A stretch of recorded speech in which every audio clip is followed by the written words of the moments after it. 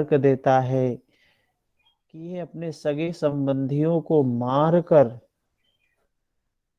मुझे क्या मिलेगा, पाप ही मिलेगा, कुल क्षय होगा, धर्म नष्ट होगा, आने वाली पीढ़ियां और जो पूर्वज हैं वे लोग पतित होंगे। ऐसा ऐसा तर्क देता है भगवान कृष्ण को। अंत में कहता है शायद मुझे भ्रम हो, इसलिए मैं क्या है, शिष्यस्ते हम साधिमाम त्वाम प्रपन्नम, मैं आपके शरण में हूं, आपका शिष्य हूं, मुझको साधिए। अब शिष्य शिष्य अपने आप को व्यक्ति कब स्वीकार करता है, जब उसको पता है कि मैं सही नहीं हूं, मैं जो कह रहा हूं उसमें भ्रम, भीष्म रूपी भ्रम है, द्वैत रूपी द्रोणाचार्य है, आसक्ति रूपी अश्वत्थामा है, मोह रूपी दुर्योधन है। जब तक ये चीजें होती हैं तब तक क्या है, जब ये पता चल जाता है कि यह हो सकता है मैं भ्रम में हूं, मैं सत्य नहीं जान रहा हूं, सत्य नहीं बोल रहा हूं, अज्ञान में हूं, अज्ञान रूपी धृतराष्ट्र है, जब तक ये सब पता जब चलता है तो शिष्य की स्थिति आती है, शिष्य बनने का भाव आता है, भगवान कृष्ण के प्रति समर्पित होते हैं अर्जुन, कि मुझे शिष्य समझकर साधें, जैसे गुरु शिष्य को साधता है वैसे साधने की बात करते हैं।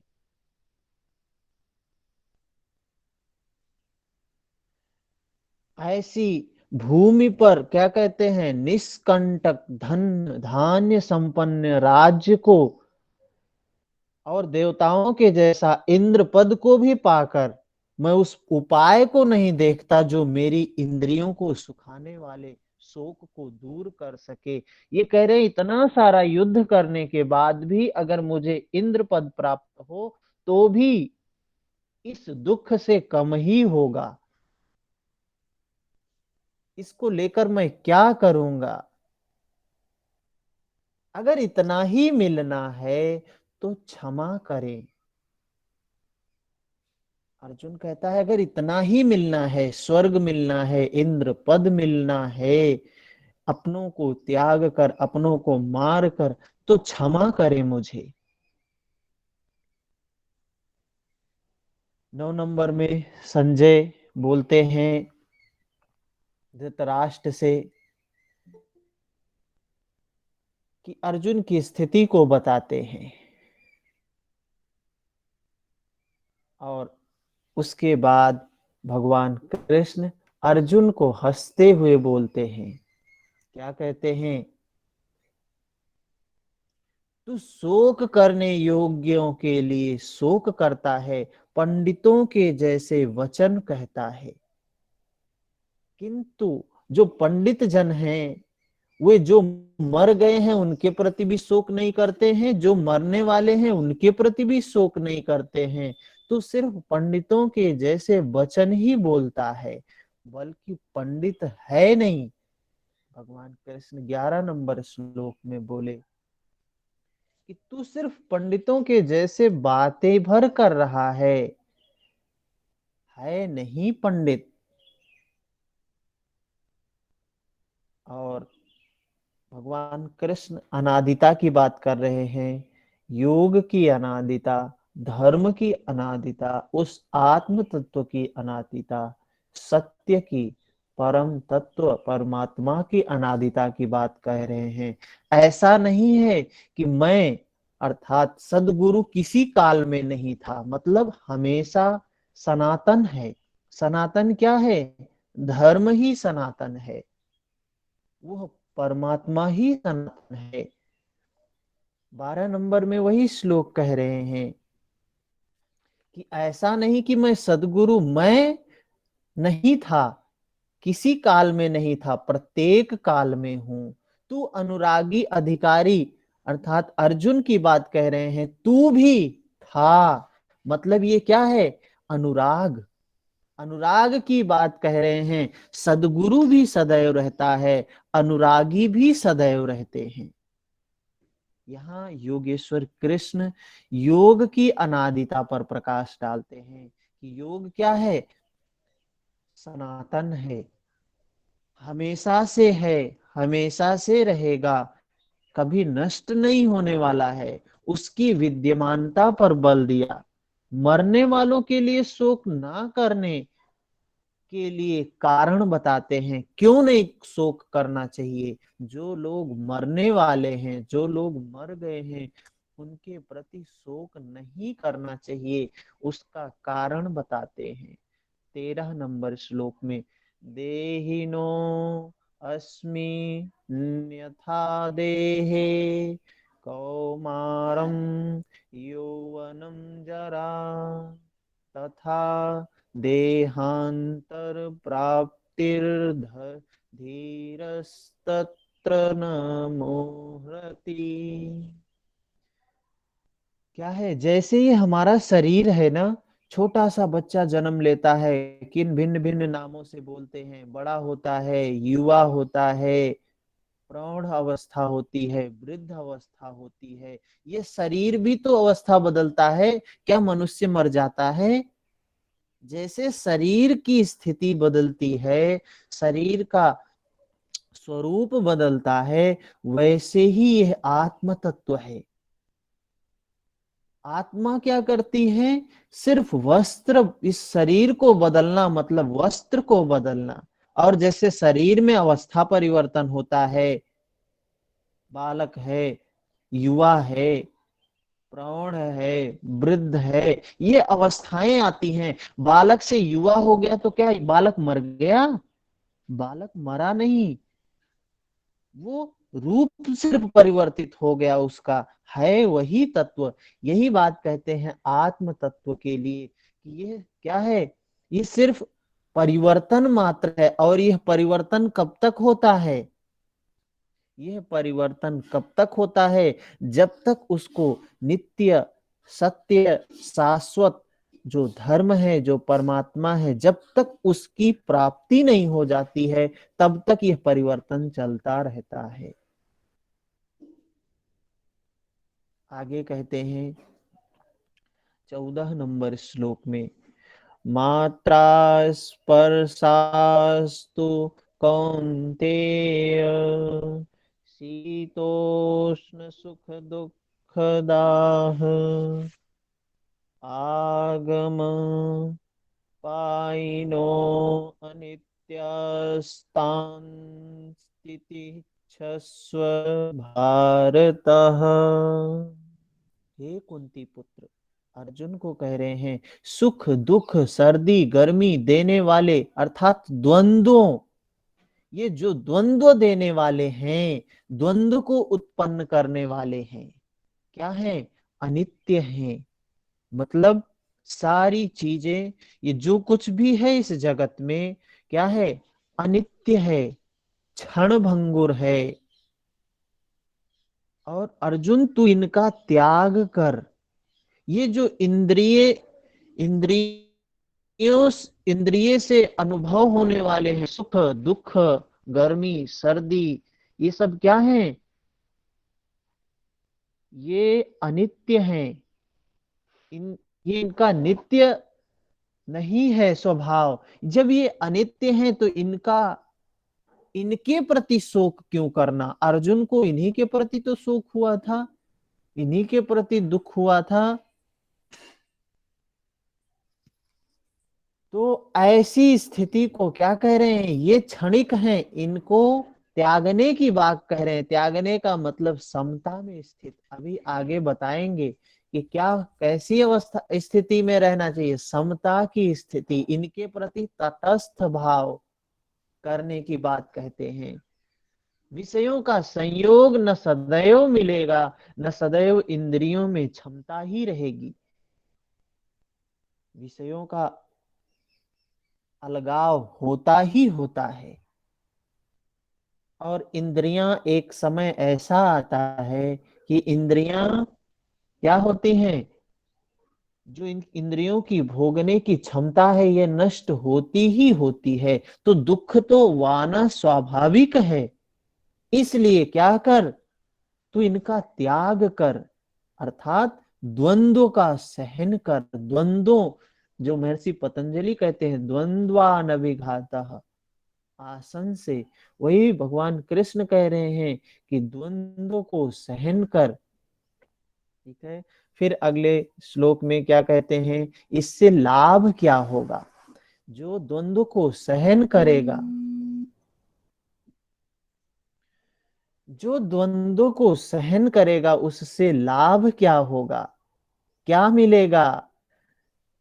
15 नंबर श्लोक में कहते हैं, यम हि न व्यथयन्ते ते पुरुषं पुरुषर्षभ सम दुःख सुखम धीरम सोमृताय कल्पते।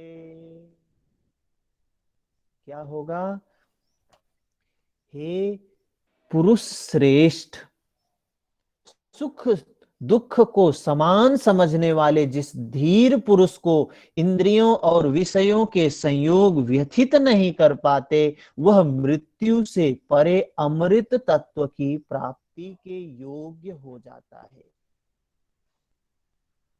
अर्जुन तो सोचता था कि स्वर्ग मिलेगा या फिर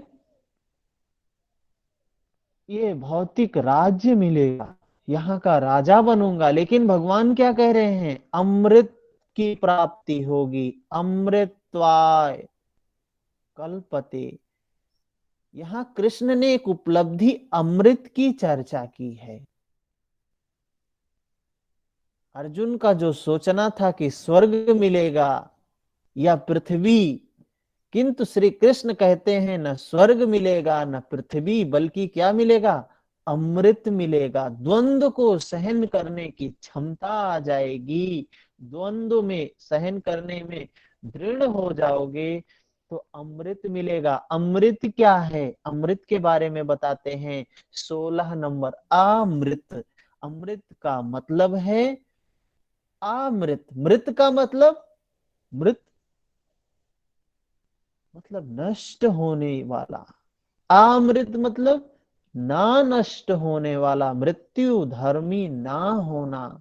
मृत का मतलब जो जिसका धर्म है मृत्यु होना, मृत्यु धर्म, मृत्यु धर्मी। और अमृत जिसका मृत्यु धर्म स्वभाव नहीं है। तो क्या है, 16 नंबर में बोलते हैं, नास तो विद्यते भाव, ना भाव विद्यते सतः, उभयोरपि दृष्टोऽन्तस्त्य न योस्तत्त्वदर्शिभिः। 16 नंबर सूत्र इस श्लोक में कहते हैं, अर्जुन, असत वस्तु का अस्तित्व नहीं है, वह है ही नहीं, उसे रोका नहीं जा सकता है। क्या है, असत वस्तु का अस्तित्व नहीं है, उस वो है ही नहीं, उसको रोका भी नहीं जा सकता है। और सत्य का तीनों कालों में अभाव नहीं है, उसे मिटाया नहीं जा सकता है। क्या कहना चाह रहे हैं, असत क्या है, असत ये है हमारा जो शरीर है, ये जो अवस्थाएं हैं, जो ये हमारे नाम हैं, जो ये हमारा रूप है, रंग है, क्या है ये सत्य नहीं है। सिर्फ प्रतीत होता है सत्य है, भासमान सत्य है, यथार्थ सत्य नहीं है। लेकिन इसी को छिपाने में लगे हुए हैं लोग। क्या हो रहा है, अरविंद जी रिकॉर्ड कर रहे हैं। ठीक है। तो क्या है, यथार्थ सत्य कुछ और है और भासमान सत्य कुछ और है। प्रतीत जो हो रहा है ये सत्य कुछ और है। हम क्या कर रहे हैं, हम सिर्फ जो असत्य है उसी को छिपाने में लगे हुए हैं। हम चाहते हैं वृद्ध ना हो, हम चाहते हैं हमारी इंद्रियां कमजोर ना हो, हम चाहते हैं हम मृत्यु को ना प्राप्त हो, हम चाहते हैं हमारे बाल सफेद ना हो। ये तो होना ही होना है, इसको कोई रोक नहीं सकता है। दुख क्या होता है, हम उसी को रोकने में लगे हुए हैं। झुर्रियां ना पड़े, बाल सफेद ना हो, हम बूढ़े ना हो, हमारी इंद्रियां कमजोर ना हो। ना सतो विद्यते भाव, असत वस्तु का अस्तित्व ही नहीं है। और जो सत्य है उसको मिटाया नहीं जा सकता है। हम सत्य को स्वीकार नहीं करते हैं, असत्य को और मजबूत करने का प्रयास करते हैं, और मजबूत करने का प्रयास करते हैं। ये कह रहे हैं ना सतो विद्यते भाव, ना भाव विद्यते सतः। अर्जुन कहता है, भगवान क्या भगवान होने के नाते ये कह रहे हैं? श्री कृष्ण ने कहा, नहीं, मैं भगवान होने के नाते ये कह रहा हूं ऐसी बात नहीं है। मैं तो कहता ही हूं, इन दोनों का यह अंतर जो है हमारे तत्वदर्शियों द्वारा देखा गया है। दृष्टोऽन्तस्तत्त्वयोस्तत्त्वदर्शी भी, ये तत्वदर्शियों द्वारा भी देखा गया है। श्री कृष्ण ने वही सत्य दोहराया है, महर्षि पतंजलि ने वही सत्य दोहराया है जो तत्वदर्शियों ने कभी देख लिया है। जो वेदों में कहा गया है, दृश्य देखे गए हैं, वो तत्वदर्शियों ने ही देखे हैं। वेदों में भी कहा गया है, उपनिषदों में भी कहा गया है। और श्री कृष्ण भी एक तत्वदर्शी महापुरुष थे। परम तत्व परमात्मा का प्रत्यक्ष दर्शन करके उसमें स्थिति वाले तत्वदर्शी भगवान कृष्ण भी हैं। और ऐसे तत्वदर्शियों ने भी इस सत्य को देखा है। ऐसे यही बात भगवान कृष्ण कहते हैं। तो फिर बात आती है, ये सत और असत क्या है? सत क्या है, असत क्या है? 17 नंबर श्लोक में कहते हैं, अविनाशी तु तद्विद्धि येन सर्वमिदं ततम् विनाशम् अव्ययस्यास्य न कश्चित् कर्तुम् हर्ति। 17 नंबर श्लोक में कहते हैं, नाश रहित तो वह है, वह नाश रहित है जिससे यह संपूर्ण जगत व्याप्त है। यह जगत क्या है? ब्रह्म सत्य जगत मिथ्या। ब्रह्म नित्य है, सत्य है, धर्म है, सनातन है। यह जगत मिथ्या है। यह अगर जगत मिथ्या है, नाश वाला है, तो कोई ना कोई होगा जो नाश रहित होगा। नाश रहित वह तो वह है जिससे संपूर्ण जगत व्याप्त है। इस अव्यस्य क्या है? अव्ययस्य, अविनाशी का विनाश करने में कोई समर्थ नहीं है। वो जो ईश्वर है, वो जो परमात्मा है, वो जो सत्य है, जो धर्म है, उसका नाश करने में कोई समर्थ नहीं है। किंतु इस अविनाशी अमृत का नाम क्या है? वह कौन है? ये जो अविनाशी है, वह जो अमृत है, वो कौन है? महर्षि पतंजलि क्या कहते हैं? तस्य वाचकः प्रणवा। भगवान महर्षि पतंजलि कह रहे, तस्य वाचकः प्रणवा, वह प्रणव है। भगवान कृष्ण क्या कह रहे हैं? 18 नंबर श्लोक में, अंतवंत इमे देहा नित्यस्योक्ता शरीरिणः अनाशिनो अप्रमेयस्य तस्माद्युध्यस्व भारत।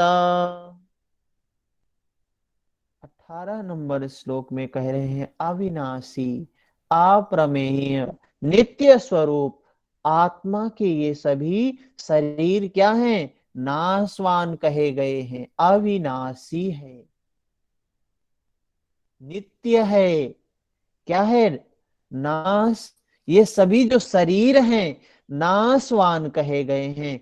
इसलिए भरतवंशी अर्जुन, तू युद्ध कर, आत्मा ही अमृत है, आत्मा ही अविनाशी है, जिसका तीनों कालों में नाश नहीं होता है, आत्मा ही सत सत है। शरीर नाशवान है, यही असत है। शरीर क्या है, असत है, और आत्मा ही सत है, जिसका तीनों कालों में अस्तित्व नहीं है। इस शरीर का तीनों कालों में कोई अस्तित्व नहीं है। क्यों अस्तित्व नहीं है? कल जब जन्म हुआ था तो बोल रहे थे बेटा है, बेटी है, युवा हो गया, भाई हो गया, प्रौढ़ हुआ, इस अवस्था को प्राप्त हुआ, नाम बदल गया। तो क्या एक दिन में थोड़ी ना बदला ये नाम? हर क्षण बदल रहा है, हर क्षण परिवर्तित हो रहा है। जो हर क्षण परिवर्तित हो रहा है, छोटा सा जन्म होता है, धीरे धीरे बढ़ते बढ़ते होके मर जाता है, वही बालक होता है। एक दिन में नहीं होता है, एक रात्रि में नहीं होता है, प्रति क्षण होता है। तो असत ही तो है, जिसका किसी काल में भाव नहीं है, तीनों कालों में जिसका अस्तित्व नहीं है, हर क्षण परिवर्तित हो रहा है, क्या है, असत है। और आत्मा ही सत है। आत्मा, वो जब जन्म हुआ था जो आत्मा थी वही आत्मा है, बालक हो गया जो आत्मा थी वही आत्मा है, युवा हो गया, प्रौढ़ हो गया, वृद्ध हो गया, वही आत्मा है। आत्मा नहीं बदल रही है, सिर्फ शरीर बदल रहा है। जब शरीर बदल रहा है, जब बालक से युवा होता है, युवा से वृद्ध होता है, दुख नहीं होता है, तो फिर इसमें दुख कैसा? शरीर नाशवान है, इसलिए तू युद्ध कर। युद्ध करने का मतलब ये नहीं कह रहे हैं, इस आदेश से यह स्पष्ट नहीं होता कि अर्जुन केवल कौरवों को मारे। पांडव पक्ष में तो में भी तो शरीर ही खड़े थे, उसके पक्ष में भी तो शरीर वाले ही थे। क्या पांडवों के शरीर अविनाशी थे? पांडवों के शरीर भी नाशवान थे। यदि शरीर नाशवान है तो श्री कृष्ण किसकी रक्षा में खड़े हैं? शरीर नाशवान है और भगवान कह रहे हैं युद्ध करने की प्रेरणा दे रहे हैं, और दोनों तरफ नाशवान व्यक्ति खड़े हैं, दोनों तरफ शरीरधारी ही खड़े हैं। तो क्या है, क्या अर्जुन नित्य था? अर्जुन भी तो शरीरधारी है। और शरीर क्या है, असत है, आत्मा सत्य है। शरीर, अर्जुन भी शरीर, अर्जुन के पास भी शरीर था। अर्जुन जो नाम है ये भी शरीरधारी का ही नाम है, उसकी आत्मा का नाम तो है नहीं अर्जुन की। और जो अर्जुन, जो शरीरधारी अनुराग रूपी अर्जुन है, क्या है, वो भी तो असत है, उसका भी तो अस्तित्व नहीं है। तो क्या श्री कृष्ण उस शरीर की रक्षा के लिए खड़े हैं, अर्जुन रूपी शरीर के लिए खड़े हैं? नहीं, यही बात यहां समझने की है। ये जो कुछ भी है, ये सब हमारे अंतःकरण की बात है। अगर कोई व्यक्ति अर्जुन की रक्षा के लिए खड़ा होता, अगर ऐसा होता तो वो अविवेकी होता, मूढ़ होता। भगवान कृष्ण अविवेकी नहीं है, मूढ़ नहीं है। हम लोग क्या करते हैं, अपनों की रक्षा करते हैं, गैरों को मारने का मुंह देते हैं। लेकिन भगवान एक शरीर की रक्षा करेंगे, दूसरे शरीर को मारने के लिए प्रेरित करेंगे नहीं। क्योंकि आगे भगवान श्री कृष्ण ही कहते हैं, जो केवल शरीर के लिए पछता है, श्रम करता है, वह अविवेकी है, मूढ़ बुद्धि वाला है। आगे कहते हैं, तीसरे अध्याय के 13 नंबर श्लोक में कहते हैं, वह पाप युक्त पुरुष व्यर्थ ही जीवन को जीता है। भगवान कृष्ण का कहने का मतलब क्या है, जो पुरुष, जो मनुष्य सिर्फ अपने शरीर के लिए, अपने शरीर के रिश्तों के लिए जीवन को जीता है, वह व्यर्थ है, उसका जीवन ही व्यर्थ है। तो अर्जुन को उपदेश दे रहे हैं, अर्जुन को युद्ध करने के लिए प्रेरित करते हैं। अर्जुन कौन है, अनुराग ही अर्जुन है। अनुराग क्या होता है, अनुराग हमारे अंतःकरण में होता है। अनुरागी के लिए यह जो ईश्वर है, जो परमात्मा है, जो सत्य है, जो धर्म है, जो नित्य है, जो सनातन है, अनुराग रूपी अर्जुन के लिए, अनुराग के लिए सदैव क्या होता है, वो परमात्मा रथी का काम करता है, सारथी। अर्जुन का सारथी कौन है, भगवान कृष्ण है। कृष्ण। अगर हमारा अनुराग, हमारे अंदर का अनुराग अर्जुन जैसा अनुराग हो जाएगा, तो ये जो ईश्वर है, जो परमात्मा है, वो क्या हो जाता है, हम रथी बन जाता है, हमारा सारथी बन जाता है हमारा। और सखा की भांति, मित्र की भांति मार्गदर्शन करने लगता है वो परमात्मा। अनुराग अगर उस अवस्था का है, उस स्थिति का है, तो भगवान, ईश्वर, धर्म, सत्य, नित्य, सनातन, कुछ भी कहें उसको, ये सब उसके पर्यायवाची ही हैं। आप शरीर नहीं हैं, आप आत्म तत्व हैं, नित्य तत्व हैं, सत्य तत्व हैं। शरीर तो आवरण है सिर्फ। जैसे हम लोग किसी न किसी घर में रहते हैं ना, सभी लोग घर में हैं, अभी प्रेजेंट टाइम में सभी लोग घर में बैठे हुए हैं। तो क्या हम घर हो गए हैं, घर का भी नाम होता है, घर का भी लोग नाम रखते हैं, शांति निवास, तो ये निवास, तो वो निवास। हम्म? तो क्या वो नाम, घर का नाम मैं हो गया हूं? ये शरीर क्या है, घर ही तो है उस आत्म तत्व का। जैसे हमारा घर है, ईंट पत्थर का घर है, सीमेंट मोरंग बालू का घर है, और हमारे इस आत्मा का जो घर है, ये शरीर है। उसमें रहने वाला अनुराग, पूरी आत्मा क्या है, ये अनुराग वाला आत्मा, अर्जुन वाला आत्मा क्या होता है, इसके लिए भगवान कृष्ण सखा हो जाते हैं, सारथी हो जाते हैं। भौतिक युद्ध जो आजकल होता है, पास पड़ोस में होता है, एक संप्रदाय से दूसरे संप्रदाय में, एक जाति से एक दूसरे जाति, एक देश से दूसरे देश में, पता नहीं कितने युद्ध सुनने को मिलते हैं।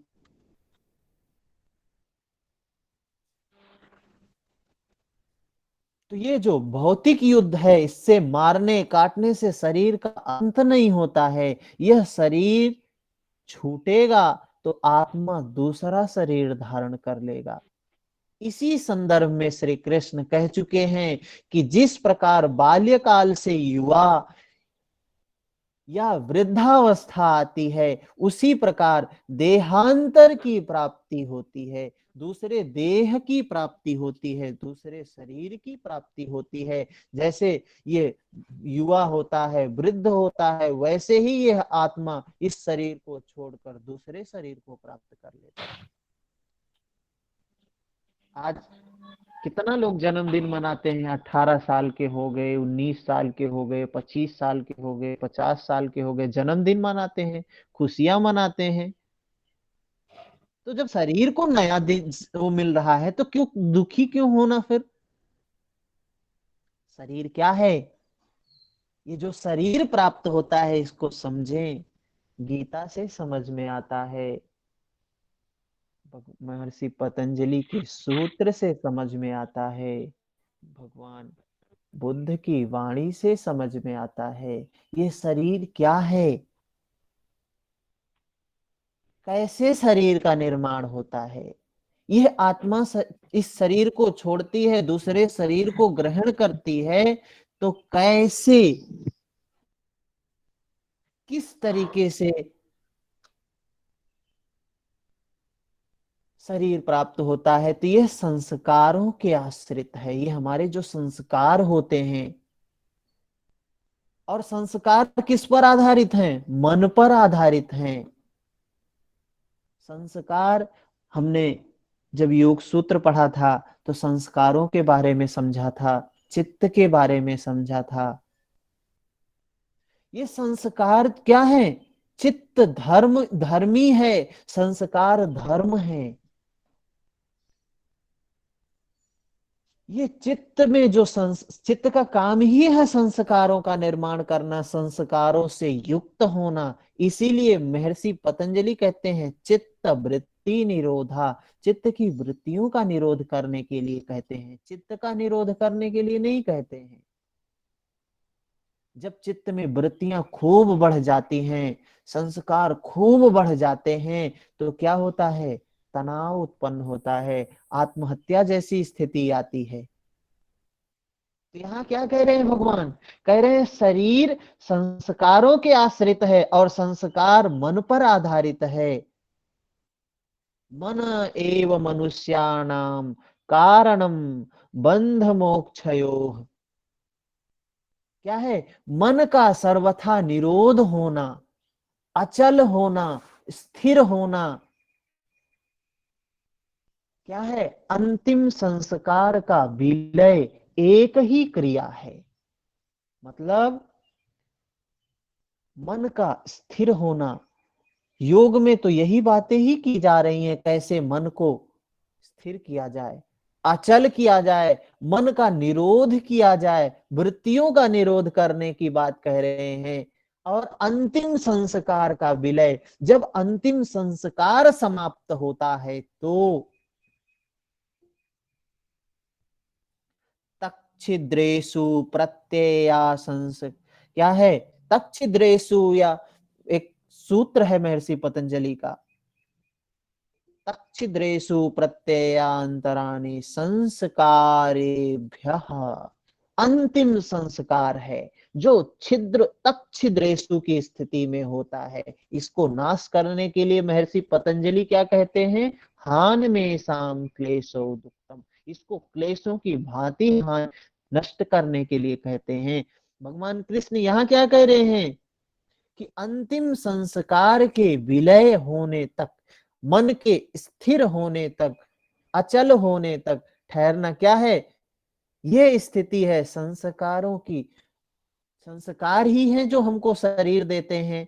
जब व्यक्ति की मृत्यु होती है, एक बताएं आपको, 3 तरीके के संस्कार होते हैं हमारे, जो हम कर्म करते हैं।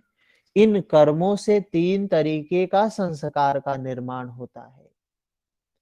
एक संस्कार होता है कैसा?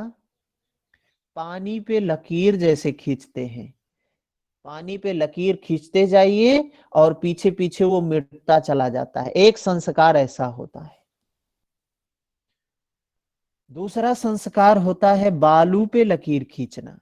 एक डंडे से बालू पे लकीर खींचते जा रहे हैं, एक आध घंटे में, एक दो दिन में क्या हो जाता है? बराबर हो जाता है। तीसरा संस्कार होता है पत्थर पे लकीर खींचना। पत्थर पे लकीर खींच दिया, ये कब तक रहेगा? 100-200 साल तक रहेगा।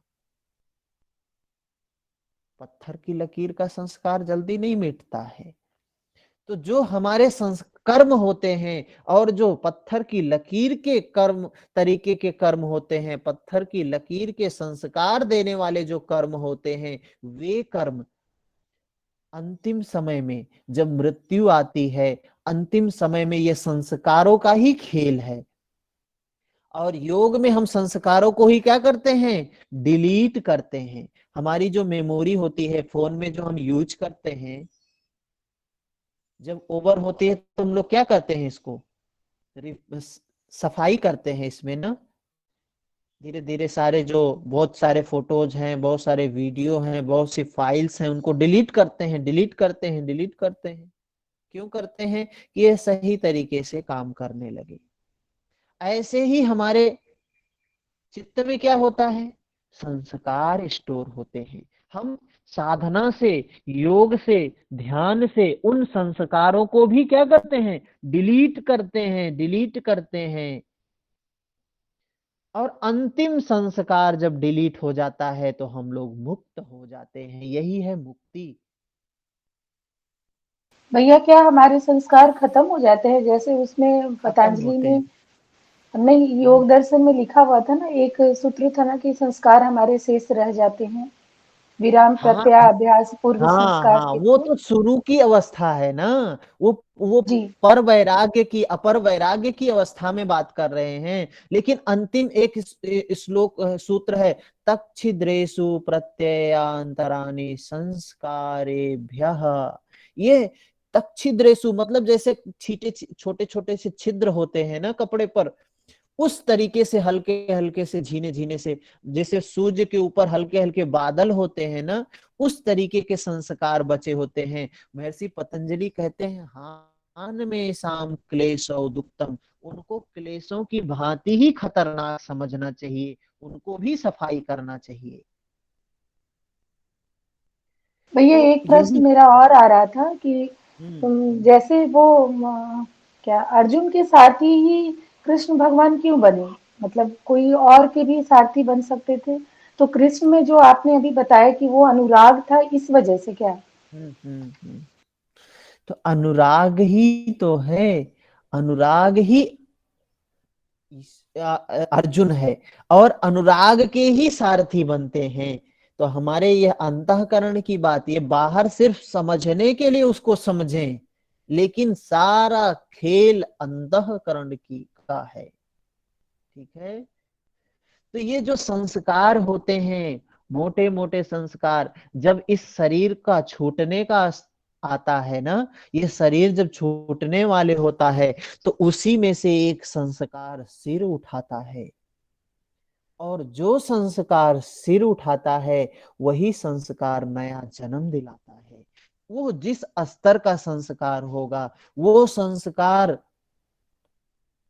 नरक योनि में ले जाने वाला होगा, पशु योनि में ले जाने वाला होगा, मनुष्य योनि में ले जाने वाला होगा, देव योनि में ले जाने वाला होगा।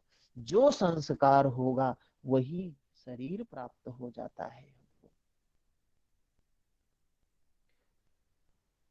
तो क्या कह रहे हैं? संस्कारों की सतह का टूट जाना ही शरीर का अंत है। इसे तोड़ने के लिए आपको आराधना करनी होगी, साधना करनी होगी, ध्यान करना होगा, जिसे भगवान कृष्ण ने क्या कहा है?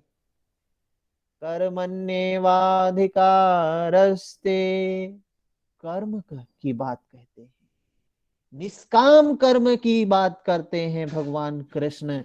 उस आराधना, उस संस्कारों के जोड़ को, उस संस्कारों के जोड़ को तोड़ने का जो माध्यम बताया भगवान कृष्ण ने, कर्म योग बताया। श्री कृष्ण ने अलग अलग स्थानों पर अर्जुन को युद्ध की प्रेरणा दी, किंतु एक भी श्लोक में ऐसा नहीं है जो भौतिक युद्ध की बात करता हो। मार काट की बात करता हो या उसकी समर्थन करता हो। यहाँ युद्ध कैसा है? यहाँ युद्ध की जो बात भगवान कृष्ण कह रहे हैं वो सजातीय और विजातीय प्रवृत्तियों का है, दैवी और आसुरी प्रवृत्तियों का है, क्लिष्ट और अक्लिष्ट प्रवृत्तियों का है। अंतरदेश के युद्ध की बात कह रहे हैं भगवान कृष्ण, और अनुराग रूपी अर्जुन को, अपने सखा को सखा मान रहे हैं, अनुराग को, अर्जुन को उपदेश दे रहे हैं।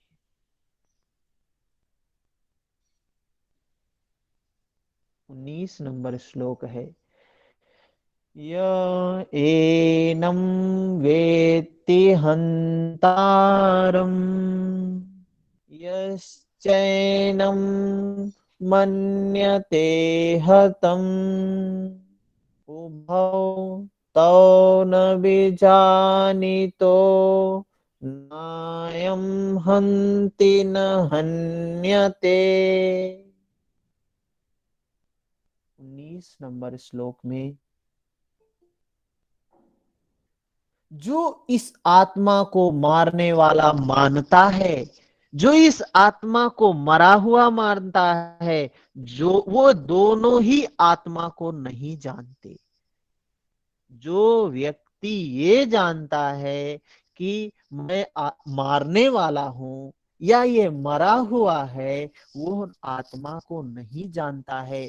आत्मा का मतलब क्या है? सत्य, नित्य, धर्म, सनातन, ये सब क्या है? पर्यायवाची है। जो इस आत्मा को नहीं जानता है वो धर्म को नहीं जानता है, वो ब्रह्म को नहीं जानता है, वो सत्य को नहीं जानता है, क्योंकि यह आत्मा ना तो मरता है, न मारता है, न मारा ही जाता है। पुनः इसी पर बल देते हैं अगले श्लोक में, 20 नंबर श्लोक, न जायते म्रियते वा कदाचित् प्रायं भूत्वा भविता वा न भूयः अजो नित्यः शाश्वतो अयं पुराणो न हन्यते हन्यमाने शरीरे। यह आत्मा किसी काल में न तो जन्मता है न मरता है, क्योंकि यह वस्त्र ही तो बदलता है। न यह आत्मा होकर, न यह आत्मा होकर अन्य कुछ होने वाला है, क्योंकि यह अजन्मा है, नित्य है, शाश्वत है, पुरातन है। शरीर के नाश होने पर भी इसका नाश नहीं होता है। आत्मा ही सत्य है, आत्मा ही पुरातन है, आत्मा ही शाश्वत है, सनातन है। तो प्रश्न उठता है, आप कौन है? जब आत्मा ही सब कुछ है, नित्य है, सत्य है, सनातन है, धर्म है, ब्रह्म है, तो आप कौन है? हम हैं उस, कहते हैं हम कौन है? सनातन धर्मी है हम सनातन धर्म के अनुयायी हैं। सनातन कौन है? आत्मा ही सनातन है। हम लोग क्या कहते हैं? सनातन धर्म की जय हो, धर्म की जय हो। तो धर्म कौन है? यह आत्मा ही धर्म है। और इसको जो जानता है वो उस धर्म का अनुयायी है। धम्मिको, भगवान बुद्ध ने क्या कहा? धम्मिको है। जो धर्म को जानता है धम्मिको है। अपने यहाँ क्या कहा गया है? जो ब्रह्म को, उसी आत्मा को ब्रह्म कहा गया। जो ब्रह्म को जानता है वो कौन है? ब्राह्मण है, वही ब्राह्मण है। और क्षत्रिय कौन है? जो उस ब्रह्म को जानने के लिए, उस आत्मा को जानने के लिए युद्ध कर रहा है, वो क्षत्रिय है। अर्जुन को क्षत्रिय समझ के उपदेश दे रहे हैं। और क्यों दे रहे हैं? ब्राह्मण बनाना है उसको, अनुराग को ब्राह्मण बनाना है। तो हम कौन हैं? सनातन धर्मी हैं, सनातन आत्मा, ये धर्म है आत्मा, उसको मानने वाले हैं। उसको भगवान बुद्ध कहते हैं मानने वाले नहीं हैं, जानने वाले हैं। भगवान बुद्ध कहते हैं जानो, जानने से कल्याण होगा, मानने से नहीं होगा। बात वही है, थोड़ा सा भाव बदल देते हैं लोग, व्याख्या करने वाले बात बदल देते हैं। मान लो मानने से कल्याण हो जाएगा। अरे मानने से कहाँ कल्याण होगा, जानने से कल्याण होगा। हम आत्मा के अनुयायी हैं, आप आत्मा के अनुयायी हैं। आत्मा, परमात्मा और ब्रह्म एक दूसरे के पर्यायवाची हैं। कौन है आप? शाश्वत धर्म के उपासक हैं। शाश्वत कौन है? आत्मा है। अर्थात हम और आप दोनों आत्मा के उपासक हैं। यदि आप आत्मिक पथ को नहीं जानते तो आपके पास शाश्वत सनातन नाम की कोई वस्तु नहीं है। जो लोग बोलते हैं शाश्वत सनातन, सनातन धर्म की जय हो, धर्म का नाश हो, धार्मिक हैं ये, हम धार्मिक हैं, हम संत हैं, हम सन्यासी हैं। जो आत्म तत्व को नहीं जानता है, जो सत्य को नहीं जानता है, वो क्या है? उसी को कहा नपुंसक है। अर्जुन से कहते हैं नपुंसकता को मत प्राप्त हो, नपुंसक मत बन। उसके लिए आप आहें भरते हैं तो क्या है? प्रत्याशी अवश्य हैं, किंतु सनातन धर्मी नहीं है। इस आत्म तत्व को ना जानकर, सत्य को ना जानकर, इस सत्य के पीछे आप भागे फिर रहे हैं।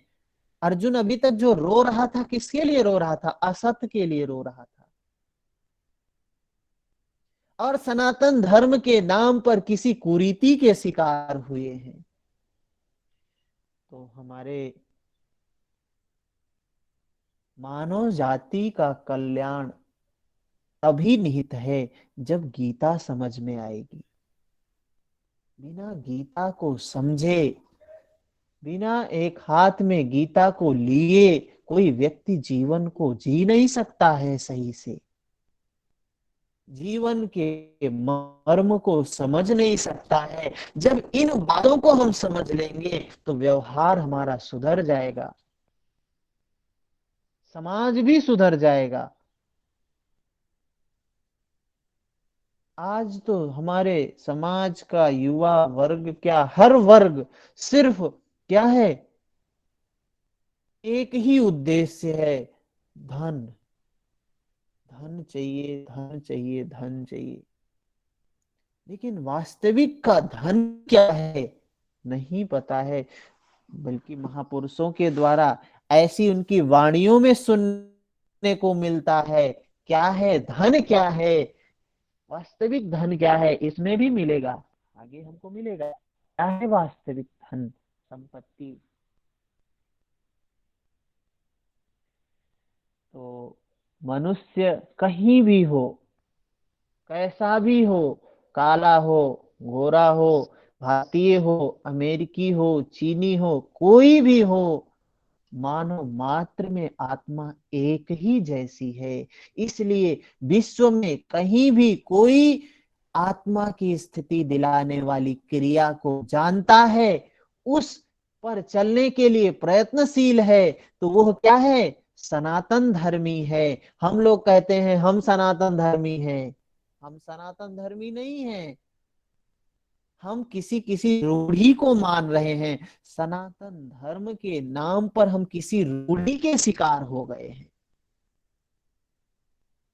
अगर वो उस आत्म तत्व को प्राप्त करने की कोई भी क्रिया कोई कर रहा हो दुनिया में, चाहे हिंदू हो, चाहे मुस्लिम हो, चाहे सिख हो, ईसाई हो, बौद्ध हो, कोई भी हो, वो सही मायने में सनातन धर्मी है। चाहे अपने आप को कुछ भी कहे। ठीक है। 21 नंबर श्लोक में कहते हैं, वेदा विनाशिनं नित्यम् य एनम् अजम् अव्ययम् कथं स पुरुषः पार्थ कं घातयति हन्तिकम्। 21 नंबर श्लोक में कह रहे हैं, पार्थिव शरीर को रथ बनाकर, यह शरीर, ये जो हमारा शरीर है, क्या है? रथ है। और भी उपनिषदों में कहा गया है, कहां कहां कहा गया है इस बात को, शरीर को रथ? कौन से उपनिषद में है? अपने शरीर को रथ बोला गया है, कठोपनिषद में कहा गया है। तो इस शरीर को रथ बनाकर ब्रह्म रूपी लक्ष्य का अचूक निशाना लगाने वाला प्रथापुत्र अर्जुन, अचूक अर्जुन का जो लक्ष्य था कैसा था? अचूक लक्ष्य था। अर्जुन अपने लक्ष्य के प्रति एकदम तटस्थ था। अर्जुन जैसा निशाना होना चाहिए। हमारे अंतःकरण का जो अनुराग है अर्जुन के जैसा हो। जो पुरुष इस आत्मा को नाश रहित मानता है, नित्य मानता है, अजन्मा और अव्यक्त जानता है, वह पुरुष कैसे किसी को मरवाता है, कैसे किसी को मारता है, अविनाशी का विनाश है, अजन्मा का जन्म असंभव है। अतः शरीर के लिए शोक नहीं करना चाहिए, इसी को बता रहे हैं भगवान कृष्ण। आगे उदाहरण देते हैं, क्या कहते हैं? वासांसि जीर्णानि यथा विहाय नवानि गृह्णाति नरो अपराणि तथा शरीराणि विहाय जीर्णा न्यन्यानि संयाति नवानि देहि। 22 नंबर श्लोक में कहते हैं,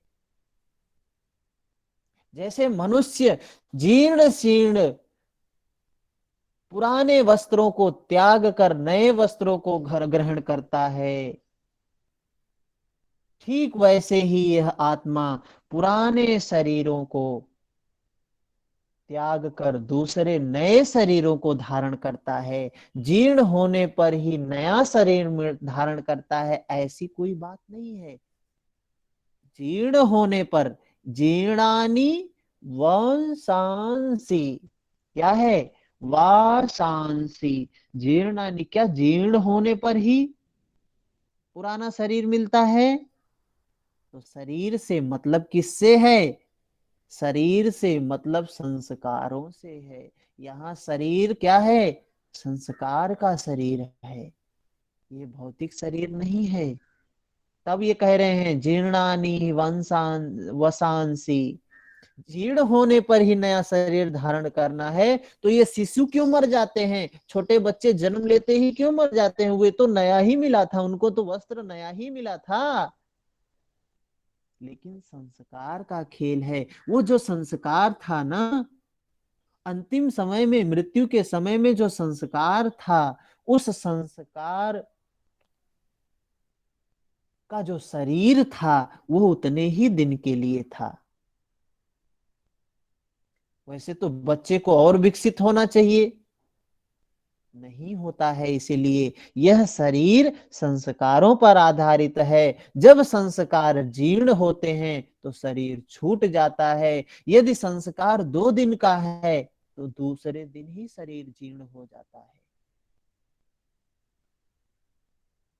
उसके बाद मनुष्य एक श्वास भी अधिक नहीं ले सकता है। संस्कार ही शरीर है। आत्मा संस्कारों के अनुसार नया शरीर धारण कर लेता है।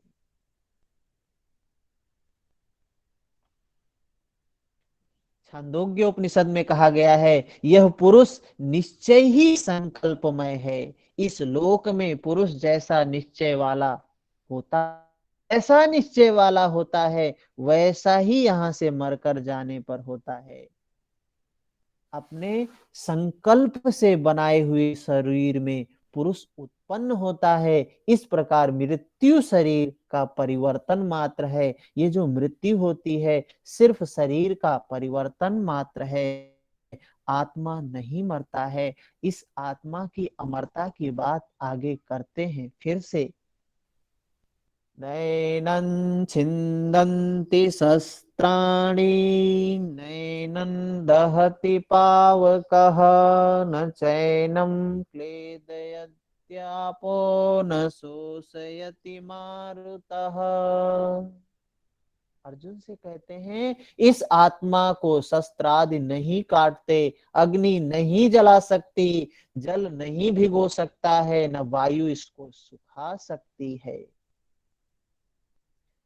अच्छेद्यो अद्य अयमदारो, यम क्लेद्यो सोऽस्य एव च, नित्यः सर्वगतः स्थाणोरचलोऽयं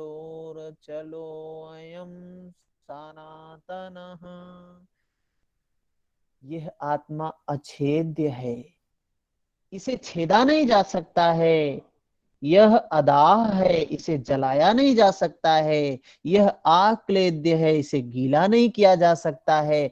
आकाश इसे अपने में समाहित नहीं कर सकता है। यह आत्मा निसंदेह, आशोष्य, सर्वव्यापक, अचल, स्थिर रहने वाला सनातन है।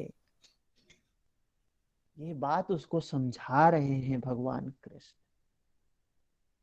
ठीक है, तो कल हमारी क्लास एक और होगी। इसके बाद 10-15 दिनों का हमारा 15 दिन